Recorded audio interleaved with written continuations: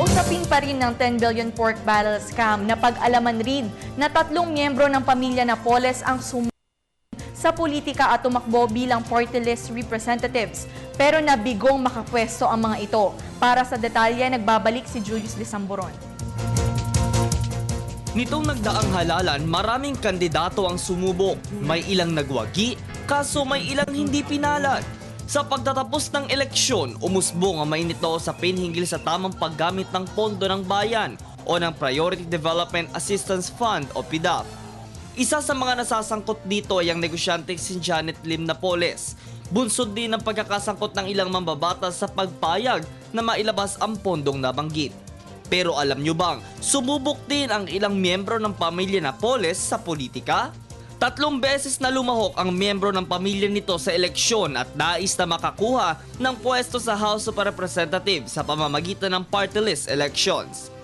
Taong 2003 nang itatag ang SMILE, isang korporasyong hangad na tulungan ng mga maliliit na negosyante. Base sa mga ulat, tila hindi sinwerteng manalo ang grupong nabanggit sa unang pagkakataon.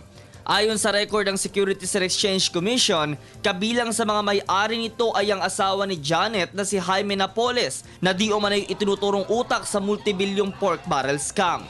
Kabilang din dito ang kapatid ni Janet at si Ron na nito lang ay napaulat na pinaghahanap. Taong 2004 nang muling sumabak ang SMILE sa party list elections, ngunit bigo muli itong magwagi.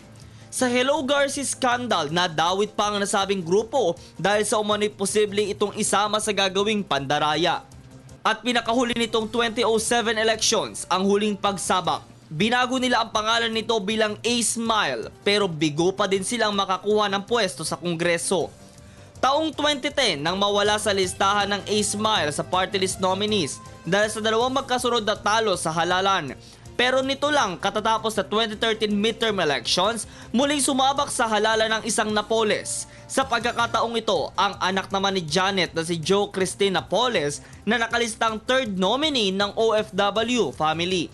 Matapos magbitiw ang 4th and 5th nominee ng nasabing partido, posibleng makinabang sana sa electoral protest si Joe o kaya yung kapartido nitong si Johnny Revilla. Pero umatras si Christine bilang party list nominee. Para sa Telebisyon ng Bayan, ako si Julius de Samburon.